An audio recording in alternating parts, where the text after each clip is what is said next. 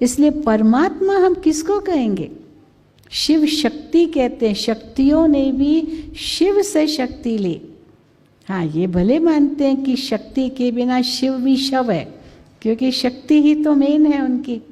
पर शक्ति को शक्ति देने वाला वो दाता एक सदा शिव है। तो कौन है परमात्मा? एक ज्योति है। उसके जो भी यादगार हैं पूरे विश्व में उस ज्योति स्वरूप के ही यादगार है। और इसी ज्योति स्वरूप को ही सभी धर्म पिताओं ने भी याद किया। अब उस स्वरूप को हमें भी याद करना है। आदि शंकराचार्य ने भी उसी को याद किया, उसी स्वरूप को की पूजा की। मतलब जो शंकराचार्य के आगे भी शिव ही दिखाते हैं, लिंगी दिखाते हैं। वास्तव में जितने भी साधु महात्मा भले ब्रह्म तत्व कहते हैं, पर इस ब्रह्म तत्व में निवास करने वाले जो सदा शिव कल्याणकारी ज्योति स्वरूप है उसको याद कर रहे हैं। मुसलमान लोग भले आप मस्जिद में जाएंगे, कोई मूर्ति नहीं है, क्योंकि निराकार मानते हैं, प्राकृतिक रूप तो उनका कोई है ही नहीं। इसीलिए कोई भी वहाँ आकृति नहीं देखेंगे मस्जिद में। फिर इसी प्रकार आप क्रिश्चियनिटी में देखिए, गॉड इज़ लाइट, कितनी मोमबत्तियाँ जलाते रहते हैं। तो ये सब मोमबत्ती जलाना या भारत में भी दिया जलाना, ये किसका प्रतीक है? वो ज्योति का ही प्रतीक है। परमात्मा ज्योति स्वरूप का ही प्रतीक है। ब्रह्म समाजी 24 घंटा एक शीशे के केस में वो दिया जला के रखते हैं, तेल डालते ही रहते हैं, क्योंकि वो अखंड ज्योति वो कभी खंडित नहीं होती, कभी बुझती नहीं, अजर अमर अविनाशी शक्ति है। सिख धर्म में भी गुरु नानक ने कभी नहीं कहा मैं ईश्वर हूँ। एक ओंकार, एक निराकार परमात्मा है। वो अकाल मूर्त है, जिसको काल नहीं खा सकता, जो अजूनी है, जन्म मरण से न्यारा है। क्योंकि जिसने देह धारण किया वो एक दिन देह त्यागेगा, वो अमरनाथ तो होगा नहीं। इसीलिए परमात्मा हम किसको कहेंगे? उसी ज्योति स्वरूप, उसको ही हम याद करते हैं। तो कई कहते भाई आप लोग किसको भगवान मानते हो? हम कहते हैं उस ज्योति स्वरूप परमात्मा को याद करते हैं। वो एक है, और उस एक को अगर पहचाना ना, तो जो भारत की संस्कृति है वसुधैव कुटुंबकम, ये विश्व एक परिवार है। और भारत में जब हम कहते हिंदू मुस्लिम सिख ईसाई भाई भाई, ये भाई भाई का जो नारा है वास्तव में ये आध्यात्मिक है, न कि राजनीतिक। आज राजनीतिक दृष्टि से हम कहते हैं भाई भारत जो है धर्मनिरपेक्ष है, तो धर्मनिरपेक्ष का मतलब कई ये भी ले लेंगे कोई धर्म कोई नहीं मानते, पर धर्मनिरपेक्ष माना सभी धर्म उस एक जो निरपेक्ष है, जो निराकार है, उसको ही मानते हैं। भाई भाई माना एक पिता के बच्चे हैं, चाहे वो हिंदू हो, चाहे मुसलमान हो, चाहे ईसाई हो, चाहे किसी भी धर्म का हो, सब एक को ही याद करते हैं। और वो एक कौन? जिसका कोई भी प्राकृतिक स्वरूप नहीं है, वो बिंदु में सिंधु है। बिंदु में सिंधु, तो बिंदु में सिंधु का मतलब क्या है?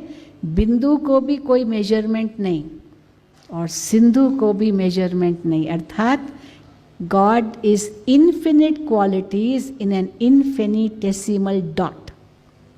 Point and infinity both have no measurements, and yet they exist without any measurement. तो परमात्मा वही निराकार स्वरूप है, ज्योति स्वरूप है, रूप में बिंदु और गुणों में सिंधु, सागर, बेअंत। अब वो कहाँ है? बुद्धि जाती है ऊपर। तो जो आत्माओं का घर है परम धाम, शांति धाम, परमात्मा भी वास्तव में वहीं रहवासी है, क्योंकि भगवान के घर से आए हैं, भगवान के घर जाना है। तो त्रिलोकी नाथ परमात्मा को कहते हैं। ये साकार भूलोक जो पंच तत्वों के अंदर है, फिर उसके ऊपर सूक्ष्म लोक जो देवलोक माना जाता है, ब्रह्मा विष्णु शंकर, ये सूक्ष्म आकारी देवताओं का साक्षात्कार होता है। और उसके ऊपर आत्माओं का लोक जिसको परम धाम, शांति धाम, मुक्ति धाम, ब्रह्मलोक कहते हैं। मोक्ष की इच्छा रखते हैं कि आत्मा जाके परमात्मा में विलीन हो जाए, फिर वापस ना आए। पर कहाँ जाए, कहाँ जाना चाहते हैं? तो ये आत्माओं का दो लोक है। उसी शिव को जो परम आत्मा, परम धाम का वासी है, उसको हम सत्यम शिवम सुंदरम भी कहते हैं। जो सत्य है, अविनाशी है। शिवम यानी सर्व गुणों का सागर है, दाता है। और सुंदर माना इतने गुणों से वो स्वयं भरपूर है, कल्याणकारी शिवम। ये सारी महिमा उस एक निराकार परमात्मा की है। और शिवरात्रि पर हम उनका आह्वान करते हैं। शिव का अवतरण होता है। कब होता है? जब जब संसार में धर्म ग्लानि होती है। और ये अभी वही समय चल रहा है जबकि धर्म ग्लानि का समय है। और ये संसार आज अंतिम श्वास पर चल रहा है। बोरोड ब्रेथ पर कब तक चलेगा? क्योंकि ऊपर से बॉम्ब्स है और नीचे से विकारों की अग्नि है। तो नीचे भी अग्नि, ऊपर भी अग्नि, बीच में ये संसार का ये हाल हम देख रहे हैं। अब परमात्मा कहते हैं परिवर्तन का समय आ गया है। परमात्मा इस सृष्टि का परिवर्तन कर रहे हैं। विनाश नहीं होगा, खत्म नहीं होगी ये दुनिया, लेकिन परिवर्तन होगी और फिर से सतयुग आएगा। इसीलिए हम किसको याद करें? शंकर को ने भी जिसको याद किया, उस निराकार ज्योति स्वरूप को याद करें, जिनको हम अति प्रेम से शिव बाबा कहते हैं। शिव बाबा, बाबा माना पिता, उसी ज्योति स्वरूप को कहते हैं। जिस पिता से, परम पिता से आत्मा के सब रिश्ते हैं। कल आपको बताया जाएगा कैसे हम उनको याद करें और कहाँ मन को ले जाएं, इस 5 तत्वों की दुनिया से दूर उस परम धाम में। और कैसे परमात्मा अब इस संसार में आकर पिताश्री ब्रह्मा बाबा के द्वारा इस सृष्टि का परिवर्तन करके फिर से सतयुग बना रहे हैं। ये परमात्मा हम आत्माओं को अब ये शिक्षा दे रहे हैं। तो इसीलिए परमात्मा को याद करना माना उस ज्योति स्वरूप को याद करना, जो रूप में बिंदु है और गुणों में सिंधु है, सागर है, बेअंत है। और मैं भी एक आत्मा हूँ, मैं ये देह नहीं हूँ।